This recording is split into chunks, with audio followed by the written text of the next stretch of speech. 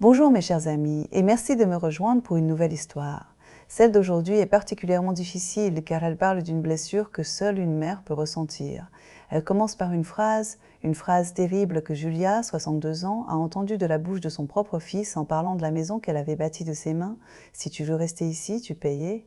Sinon, tu dégages. » Imaginez un instant devoir payer un loyer pour vivre chez soi sous la menace d'être expulsée par son propre enfant. C'est l'histoire d'une mère qui, après avoir tout donné, a été traitée comme une simple locataire. Mais face à cette humiliation, elle n'a pas pleuré. Elle a agi en silence. Restez avec moi pour découvrir comment, armée de son seul titre de propriété et d'une dignité retrouvée, Julia va reprendre sa place et donner une leçon inoubliable sur le respect et la justice. Si tu veux rester ici, tu payes, sinon tu dégages. Gay double point. Ce sont les mots exacts que mon propre fils Louis m'annonce en me jetant un papier sur la table. Un contrat de location pour rester dans ma propre maison. Celle que j'avais bâtie avec mon feu mari, brique par brique. Celle où j'avais vu grandir mes enfants, celle dont j'avais choisi chaque pierre, chaque poignée de porte. Je me suis assise, je n'ai pas pleuré. Ce n'était pas le moment car parfois le cœur ne se brise pas, il se vide et dans ce vide, une autre force se lève, une force que je ne connaissais pas encore. Mais avant d'en arriver là, permettez-moi de revenir en arrière. Je m'appelle Julia, j'ai 62 ans, j'ai vécu toute ma vie à la campagne entre les collines verdoyantes de l'Inn, pas loin de Jean. Une terre de silence, de l'or et de fidélité. Avec mon mari Lucien, nous avons élevé 3 enfants. 3 magnifiques enfants et une maison, pas une ville à tape à l'œil, non. Une maison modeste au bord d'un chemin communal entourée de lilas que je plantais chaque année avec tendresse. Une maison qui portait en elle l'odeur du pain grillé, les rires du dimanche et les bruits familiers de la vie.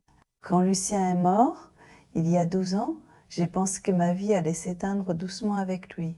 Mais je m'étais trompée car l'enfer parfois vient après le deuil. Au début, tout semblait aller. Mon fils Louis est revenu vivre près de moi avec sa femme Anna et leurs 2 garçons. Il m'a proposé de venir habiter chez moi pour veiller sur moi, disait-il. J'ai ouvert ma porte, j'ai ouvert mon cœur et j'ai fermé les yeux sur les premières petites phrases. Tu laisses toujours traîner tes affaires, maman. Tu pourrais nous prévenir quand tu reçois du monde. Tu as encore laissé couler l'eau trop longtemps dans la cuisine. Je croyais que ce n'était rien, mais ce n'était pas rien. C'étaient les premières fissures quand ils ont commencé à rénover une pièce sans m'en parler. Je n'ai rien dit. Quand ils ont déplacé mes meubles, repeint les murs de la salle à manger sans même me consulter, j'ai pris sur moi et puis un matin, Anna a dit quelque chose de nouveau. Elle préparait le café, dos tourné et à glisser. Ce serait quand même plus clair si on mettait les choses au propre. Après tout, c'est devenu notre maison aussi. Je me suis figée. Notre maison, elle ne l'a pas répéta. Pas ce jour-là, mais quelques semaines plus tard, Louis est arrivé avec un dossier, un contrat, il me l'a posé sous le nez. On a fait les calculs d'électricité, eau, courses, entretien. Si tu veux rester là, c'est 600 par mois. Tu signes ou tu cherches ailleurs. Je me suis entendue lui répondre d'une voix que je ne reconnaissais pas. Tu me fais payer pour vivre chez moi? Il a haussé les épaules, c'est plus juste. Tout le monde doit contribuer. Il a dit cela comme s'il parlait d'une colocation étudiante. Pas d'une mère, pas d'une femme qui avait tout sacrifié pour ses enfants. Je suis restée longtemps devant ce contrat, je l'ai lu. Puis je suis montée dans ma chambre. Je me suis allongée et j'ai regardé le plafond, les petites fissures dans le plâtre, les traces laissées par les années. C'est là que j'ai compris. Je n'étais plus une mère, je n'étais plus une hôtesse. J'étais une occupante, une jeune, une vieille, et cette maison que j'avais construite avec amour était devenue un loyer. J'ai senti quelque chose mourir ce jour-là, mais pas moi, pas encore. Le lendemain, très tôt, j'ai pris le bus jusqu'à Laon. Je suis allée dans un endroit que je n'avais pas visité depuis des années, l'étude notariale où nous avions signé l'acte d'achat avec Lucien. Et là, entre les murs froids et les dossiers empilés, j'ai demandé une copie de tous les actes concernant la maison. Le notaire, un jeune homme poli, m'a dit « Madame, vous êtes propriétaire à 100%. Il n'y a aucune donation, aucun transfert, aucun acte de partage. Cette maison est à votre nom. Exclusivement, je l'ai remercié en sortant. J'ai senti une chose étrange dans ma poitrine. Du silence, mais un silence nouveau, un silence lucide. Ce jour-là, je n'ai pas crié, je n'ai pas pleuré. Je suis rentrée chez moi, j'ai fait du tout et j'ai commencé à préparer mon départ.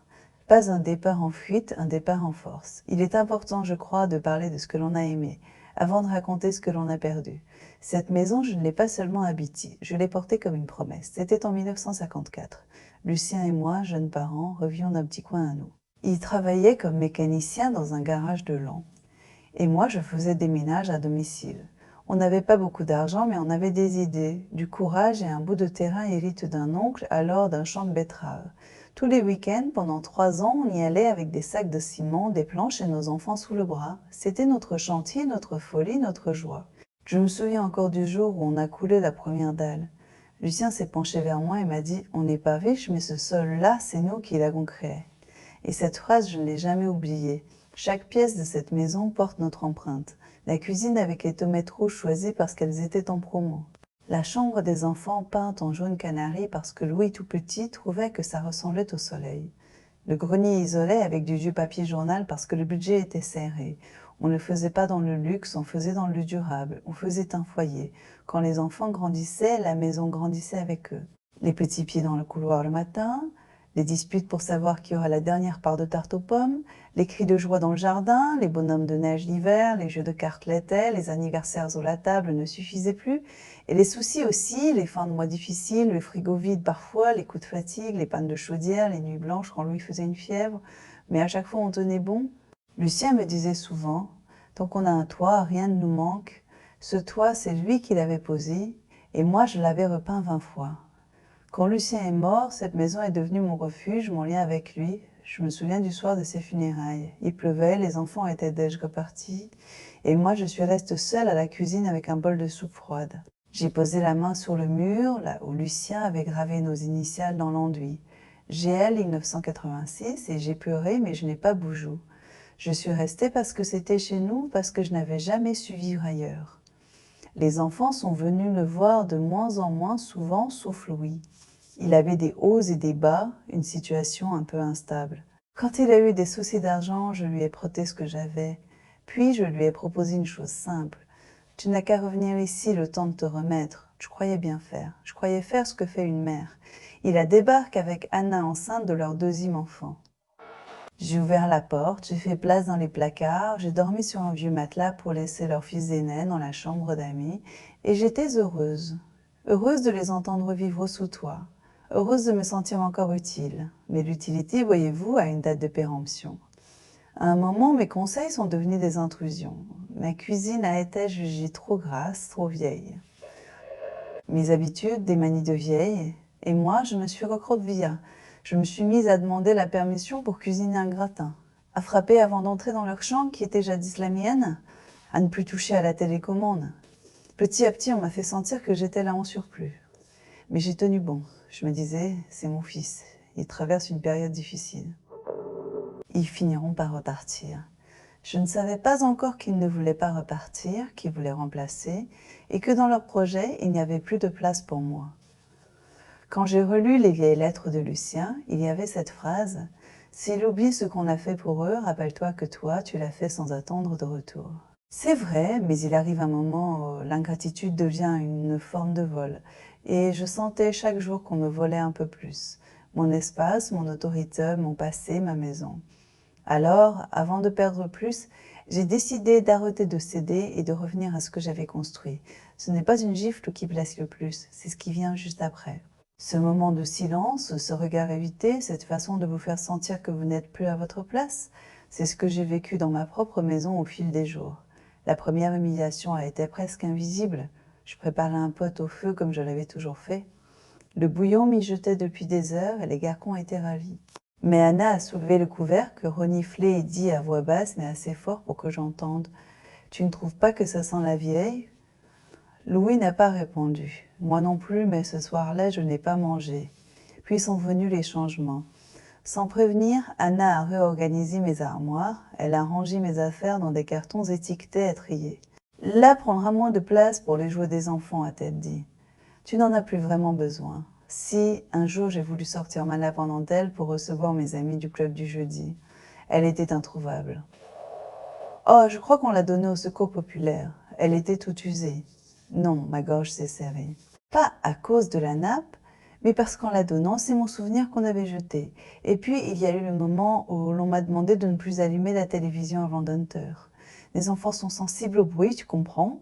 Et puis, à ton âge, tu devrais lire davantage. C'est meilleur pour le cerveau. À mon âge, j'avais encore les reins assez solides pour porter leurs courses. Mon âge gardait leurs enfants quand ils partaient en week-end. À mon âge, je lavais leurs draps, repassais leurs chemises, cousais les ourlets, mais à mon âge, je n'avais plus droit à l'attelé. J'ai commencé à me réveiller la nuit, des insomnies douloureuses, pleines de souvenirs qui remontaient comme de l'eau trouble.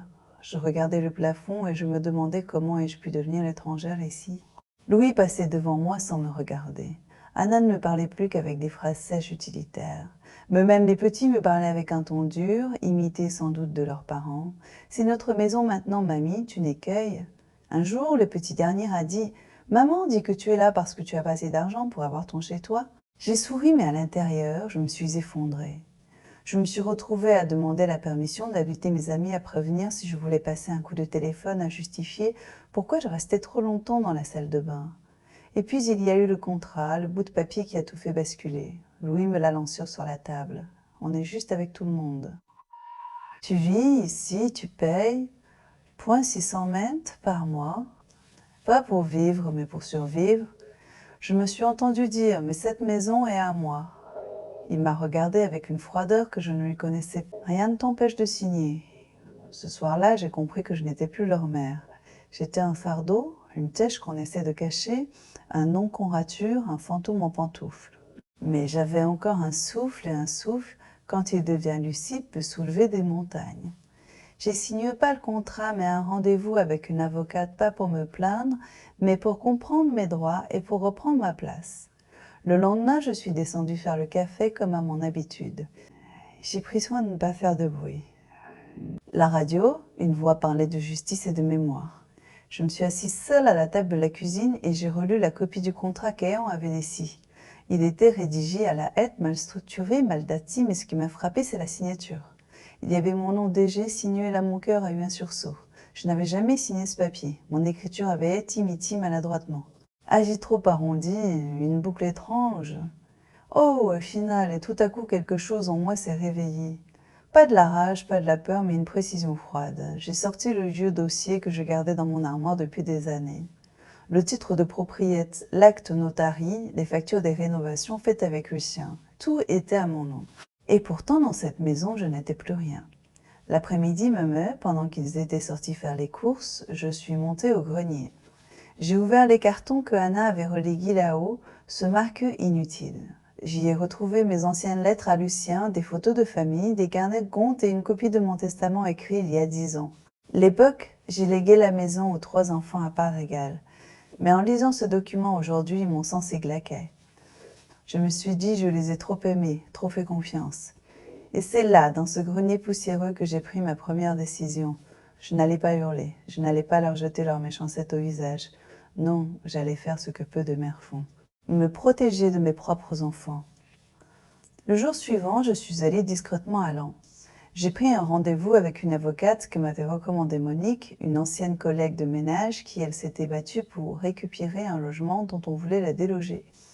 L'avocate s'appelait Maître Caillard, une femme d'environ 40 ans, au regard calme et sans fioriture. Je lui ai tout raconté, pas les émotions, les faits. Elle m'a écouté en silence, puis elle m'a dit une phrase que je n'oublierai jamais.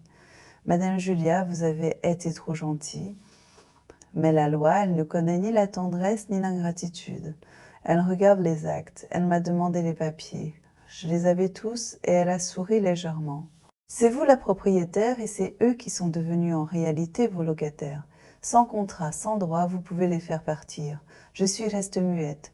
Moi, faire partir mon fils, faire expulser mes petits-enfants, elle a posé sa main sur la mienne.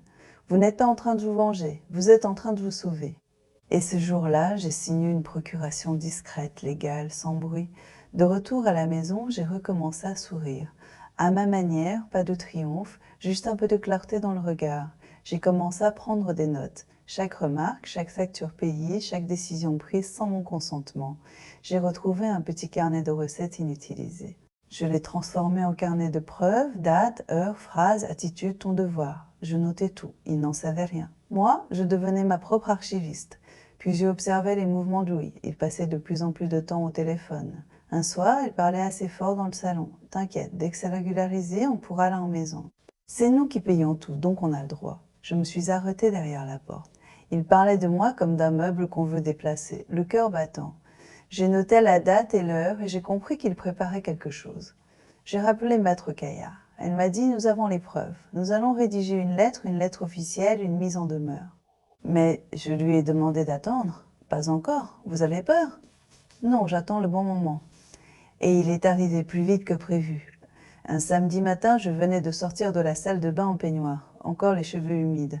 Anna m'a arrêté dans le couloir, les bras croisés. « Tu pourrais toquer avant de passer. Tu vis pas seule ici. » Je l'ai regardée. « Je vis chez moi ?» Elle a éclaté de rire. « Chez toi? Tu es sérieuse? Tu n'as plus rien ici. C'est fini, Julia, accepte-le. » Et elle est partie. Je suis restée seule là, trempeux, glacée. Mais ce n'est pas la peur qui m'a envahie. C'était une immense netteté. C'était le moment. Le lundi matin, je suis retournée à l'étude.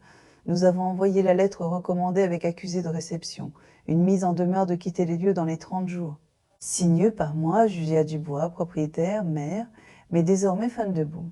Je suis rentrée à la maison, j'ai fait un gâteau au yaourt, le même qu'adorait Louis quand il avait un champ, et je l'ai laissé là sur la table en silence, car je savais que désormais ce n'était plus moi qui allais partir. 30 jours, c'est ce que leur laissait la lettre recommandée. 30 jours pour quitter ma maison. Je n'étais pas là quand Louis a ouvert l'enveloppe, mais j'ai entendu le bruit sec de la chaise qu'il a renversée dans la cuisine. Le grognement étouffé, cette phrase hurlie comme un animal blessé. « C'est quoi ça ?» Je n'ai rien dit. Je suis restée dans ma chambre à piller mes draps comme si de rien n'était. Le silence est parfois une manière de se tenir droite. Le soir même, Louis a frappé à ma porte. Je l'ai vu tremblant, furieux, tenant la lettre entre ses doigts. « Tu veux nous virer? Toi, ce n'est pas un souhait ?» Et je répondu. « C'est un droit. » Il a crié, insulté, juré qu'il appellerait un avocat, qu'il me ferait passer pour folle, qu'il avait des témoins, qu'il ne se laisserait pas dégager par une vieille sorcière. Je n'ai pas bougé. Je lui ai simplement dit « Tu as 30 jours, pas un de plus. » Pendant les jours qui ont suivi, la tension était palpable. Anna ne me parlait plus. Elle ouvrait les fenêtres exagérément quand je pâchais. Elle murmurait des horreurs à ses enfants, pensant que je n'entendais pas. Bientôt, on va être à la rue à cause de cette vieille folle. Elle noisait depuis le début ses serres, mais ce n'était pas de la haine, c'était de la protection. Je me protégeais. Enfin, Maître Caillard avait tout prévu. Un huissier avait constaté les insultes que j'avais reçues. Des preuves solides, simples, des enregistrements et surtout un acte de propriété incontestable à mon nom seul. Elle m'allait conseiller sur la marche à suivre pour éviter tout faux pas.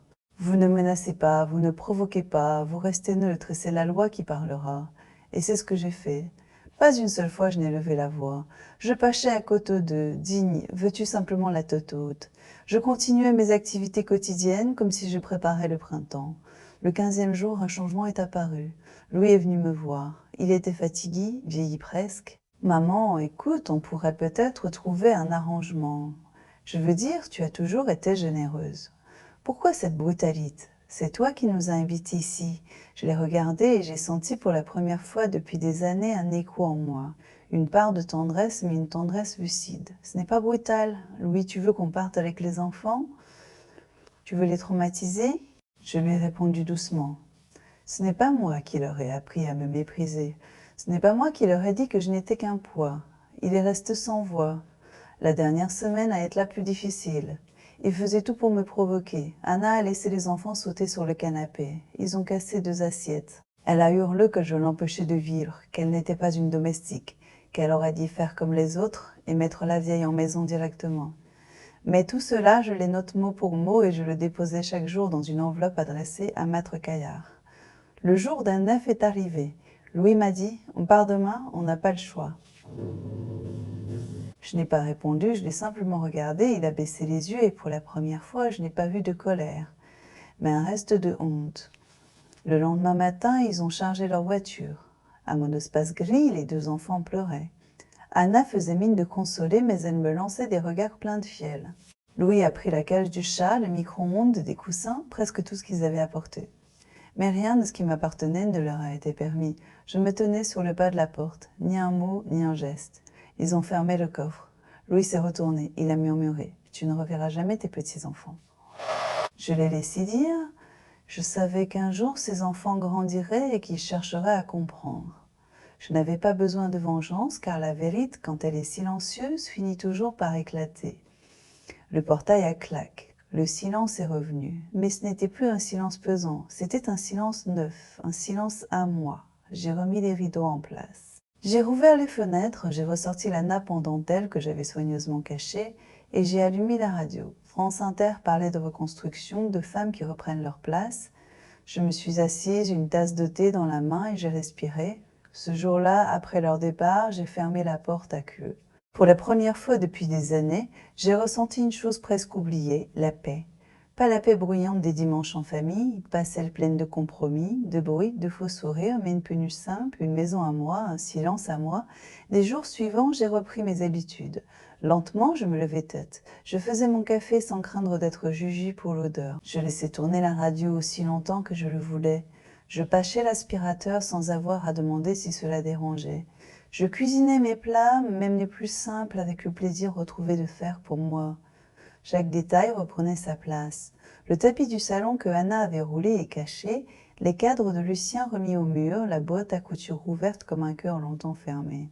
Ma maison redevenait ma peau, mais je savais que de calme n'était pas définitif. Il me fallait serrer la porte. C'est pourquoi le lundi suivant, j'ai repris le bus pour la Nuya. Nous avons rédigé un document que j'aurais de faire depuis longtemps, un Nouveau Testament. J'ai effacé les noms des enfants. Pas par vengeance, mais par lucidité. J'ai écrit d'une main ferme, je lègue la totalité de mes biens à l'association Enfance. Un jour, respire ici avec gratitude, mais il me restait une chose à faire, fermer un dernier compte, celui que j'avais ouvert pour Louis III plus tôt quand il était surendetté. J'avais contracté un prêt à son nom pour l'aider à redémarrer et il ne l'avait jamais remboursé. Je suis allée à la banque, j'ai soldé le crédit avec les intérêts, puis j'ai déposé le reçu plié en 4 dans une enveloppe.